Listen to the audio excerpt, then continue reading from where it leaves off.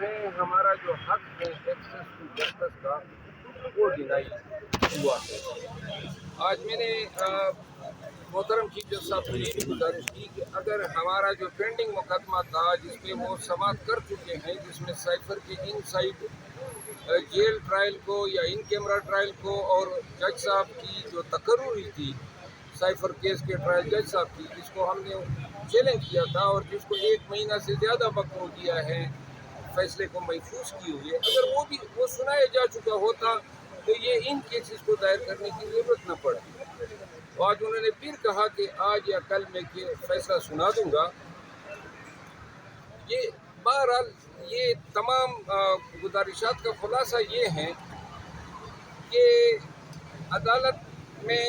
جب جاتے ہیں تو ہمارے مقدمے طبالت کا شکار ہو جاتے ہیں۔ واضح طور پہ مجھے نظر آ رہا ہے کہ پیر کے روز ابوالاسناد صاحب ہر حالت میں فرد جرم بنائیں گے، اور یہ جو ہماری کوششیں ہیں، جو ہمارے قانونی حقوق ہیں، جن کے تحت ان پروسیڈنگ کو میں نے چیلنج کیا تھا 9 اکتوبر کی پروسیڈنگ کو، جس میں جج صاحب سے ہم نے نقودات لینے سے انکار کیا تھا، اور آرڈر شیٹ اگر آپ پڑھیں گے تو جج صاحب لکھتا ہے میں نے نقودات دے دیے۔ یہ آرڈر شیٹ جو ہے اس کو ایک سینٹ کی ایک تقدس حاصل ہوتا ہے، اس میں کبھی غلط بیانی نہیں کی جاتی ہے، لیکن فاضل جج صاحب جو ہیں انہوں نے اس میں ارتکاب غلط بیانی کیا ہے کہ میں نے نقول دے دی، ہم نے کبھی نقول ان سے واصل نہیں کیے ہیں۔ اور آج یہ بات بھی میں نے جو ہے فاضل چیف جسٹس صاحب کے سامنے گوش گزار کی، تو بیسیکلی ہماری عقل ہی معاف ہوتی جا رہی ہے کہ کیوں کر یہ اس طرح کیا جا رہا ہے، کیوں کر جو ہیں آپ ایک طرف پہ فرد جرم بنانے پہ تلے ہوئے ہیں اور دوسری طرف ہمارے جو حقوق ہیں آئینی طور پہ، قانونی طور پہ اوپر کی عدالتوں میں ان پروسیڈنگ کو چیلنج کرنے کا، ان کو میرٹ پہ آنے کا وقت ہی نہیں مل رہا ہے۔ اب اگر یہ آج کا کیس جو ہے کل مقرر نہیں ہوتا ہے تو اس کا مطلب یہ ہے کہ فرد جرم جو ہے نا دلیر صاحب نے ہر حالت میں بنانا ہے۔ تو میں اس سے زیادہ کیا کہ ان للہ و انا الیہ راجعون پڑھ لوں اس نظام انصاف پہ، اور بہت مجھے مایوسی ہو رہی ہے دن بدن۔ اللہ جو ہے ان کے دلوں میں یہ بات ڈال دے کہ یہ واحد ادارہ ہے جہاں پہ لوگ اپنی فریاد لے کے جاتے ہیں کسی بھی ناانصافی کے خلاف ہے، اور جب یہاں سے مایوسی ہوتی ہے تو پھر آہ جو نکلتی ہے وہ عرش تک جاتی ہے، کیونکہ مظلوم اور خدا کے بیچ کوئی نہیں ہوتا ہے۔ اور ہم جو ہیں اب اس دم توڑتے نظام انصاف کو دیکھ کے اب آپ یقین کریں کہ ہم اب عرش کے جو مالک ہیں اس کی طرف دیکھ رہے ہیں کہ یا اللہ آپ نے ہم پہ کیسے منصف مسلط کیے ہیں۔ تو یہ گزارشات کیا۔ اچھا سر، کل کا جو فیصلہ آیا ہے سپریم کورٹ کا پریکٹس اینڈ پروسیجر بل والا، اس کے بعد نواز شریف کا کیا راستہ صاف ہوتا ہوا دکھ رہا ہے، یا نواز شریف اس کے بعد وطن واپس آئیں گے؟ اس کل کے فیصلے کے اوپر کل کا جو فیصلہ ہے یہ مدت تو جو ہے اس پہ لکھا بھی جائے گا، اس پہ ڈیبیٹ بھی ہوں گی، اور کل کے فیصلے نے ایک دفعہ پھر جو ہے یہ اعادہ کرا دیا ہے کہ سپریم کورٹ ابھی تک منقسم ہے۔ 15 آنریبل جج صاحبان میں سے پرانے مقدمات پہ رائٹ آف اپیل نہ دینے کا میجارٹی کا فیصلہ 8 جج صاحبان کا ہے، اختلاف میں 7 جج صاحبان ہیں۔ تو سپریم کورٹ کے لیول پہ اتنا بڑا اختلاف جو ہے یہ بہت معنی رکھتا ہے۔ پھر جو ہے اس سے یہ بھی واضح ہو رہا ہے کہ کون سے جج صاحب کا کیا بینٹ آف مائنڈ ہے۔ نواز شریف جو ہیں وہ یہ جو فیصلہ ہے ذاتی طور پہ میں سمجھتا ہوں گرچہ اس کے پیچھے انٹینشن ٹھیک ہے، جہاں تک چیف جسٹس کے اختیارات کی تقسیم کا ہے، اور جو رائٹ آف اپیل ہے 184(3) کے تحت، یہ دو چیزیں جو ہیں بارس کی کافی زمانے سے یہ ڈیمانڈس تھی، اور اپیل جو ہے کسی بھی فیصلے کے خلاف، چاہے کسی بھی آئی ایس فورم کا ہو، یہ بنیادی انسانی حقوق میں ہے، کیونکہ ایک فیصلہ آ جاتا ہے اور اس کے بعد آپ کا کوئی رائٹ آف اپیل ہی نہ ہو، غلطیاں بھی ہوتی ہیں، ناقص فیصلے بھی ہوتے ہیں، تو لہٰذا یہ یونیورسلی ایک نالج پرنسپل ہے۔ لیکن اس فیصلے کو، اس کی مدتوں تک ہمارے آئینی فیصلوں پہ چاپ اس لیے رہے گی کہ پورے سپریم کورٹ کا یہ فیصلہ ہے جنہوں نے آج اپنا اختیار پارلیمان کو سرنڈر کر دیا ہے، یعنی چیف جسٹس صاحب جو ہیں ان کے جو اختیارات ہیں وہ کہتے ہیں کہ پارلیمان کو یہ حق حاصل ہے کہ سپریم کورٹ کے اختیارات کی تقسیم میں یہ دخیل ہو سکتی ہے۔ اگر یہ پرنسپل اطلاق ہوگا آنے والے وقتوں میں تمام قانون سازیوں، کیونکہ اس میں یہ ہولڈ کر دیا گیا ہے کہ پارلیمان کا جو حق ہے قانون سازی کا، وہ اتنا سپیریئر ہے کہ جہاں پہ آئین نے خود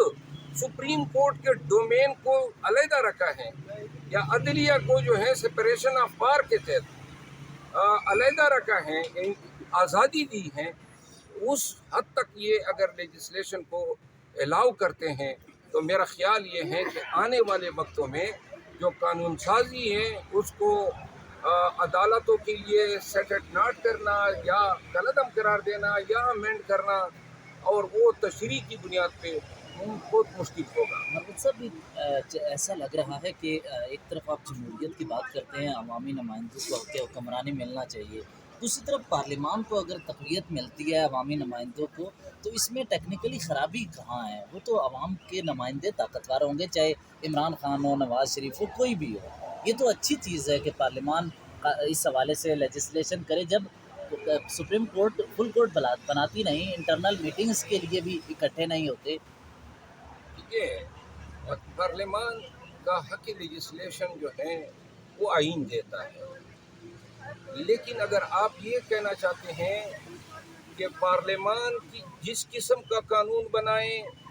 آپ کے پاس کوئی حق نہ ہو اس قانون کو ایگزامن کرنے کا، نظر ثانی کرنے کا،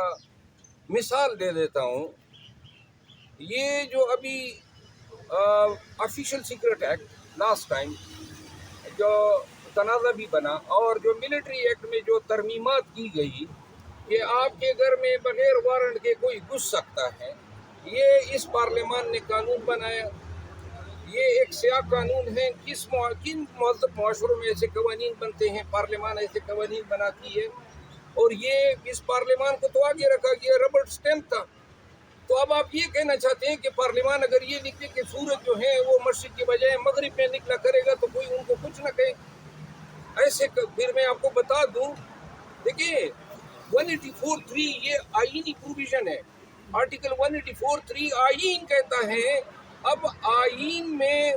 اگر جہاں پہ اپیل کی ریمیڈی ہے وہاں آئین نے اسپیسیفکلی کہا ہے کہ اس کے اگینسٹ سپریم کورٹ کا یہ اپیل کا حق ہوگا۔ جب 184(3) میں اپیل کا حق آئین نے نہیں دیا ہے تو آپ سب آرڈینیٹ لا کے ذریعے اس میں اپیل کا حق متعارف کرا رہے ہیں، تو اب یہ کوشچن پیدا ہوتا ہے کہ کیا اس کے لیے ضروری نہیں ہے کہ آئینی امینڈمنٹ ہو؟ یہ جو میں بات کر رہا ہوں وہ پارلیمان کے اس حق کو چیلنج نہیں کر رہا ہوں۔ دو چیزیں بدستور رہنی چاہیے کہ قوانین جو ہیں عوام کے مفاد میں بننے چاہیے۔ یہ ایسے قوانین، اب سائفر جو آفیشل سیکرٹ ایکٹ ہے سن 1923 کا بنا ہوا قانون ہے، اور اس کے علاوہ آپ کے پاس اینٹی اسپائنیج ایکٹ بھی ہے، آپ کے پاس دہشت گردی کے قوانین بھی ہیں۔ اب جو انہوں نے اب اس میں ترمیمات کی ہیں آفیشل سیکرٹ ایکٹ میں، پہلے یہ جنگ کے زمانے کے لیے لاگو ہوتا تھا، اب کہتے ہیں حالت امن میں بھی، اور سب سے زیادہ اس قانون سے ہر معاشرے میں جہاں پہ جن جورسڈکشن میں ہیں وہاں صحافی متاثر ہوئے ہیں۔ یعنی آپ کسی سرکاری دستاویز کو آپ اٹھائیں گے اور رپورٹ کریں گے جناب آپ نے اصلاح کی وائلیشن کر دی ہے، تو کیا ایسے قوانین ہمارے معاشرے میں ہونے چاہیے؟ آپ کے مینٹیننس آف پبلک آرڈر کے ڈریکونین لاز ہیں، آپ کے پاکستان کے پروٹیکشن ایکٹ ہیں، पहले आपके FCR हुआ करते थे, फ्रंटियर क्राइम रेगुलेशन। हमारे यहाँ बड़े ब्लैक लॉज हैं। ये आपकी ज़मीन जो है बगैर किसी वजह के कोई भी हुकूमती इदारा या ये जो हाउसिंग सोसाइटियाँ हैं वो आपकी ज़मीन एक्वायर कर लेते हैं, या लैंड एक्विजिशन एक्ट। तो भाई ये किन मुआशरे में होते हैं? ज़मीन आपकी है जनाब, वो 10 लोग मिल के जो हैं कह देते हैं नहीं इस गांव की ज़मीन को हमने हथियाना है, जिस तरह पूरे पाकिस्तान की ज़मीन हथियाई जा रही है। तो ब्लैक क्लास को, पब्लिक के मफाद के मनाफी कवानीन को अदालतों को प्रोएक्टिव अप्रोच देनी चाहिए। कल का जो फैसला हुआ है कुछ अच्छे एस्पेक्ट हैं, लेकिन सिर्फ मेरा कंसर्न ये है कि आपने पार्लियामान को अपने ही जड़ों को काटने का मौका दिया है और ये सिलसिला रुकेगा नहीं। जी बड़े खामोश हो गए। शुक्रिया। घर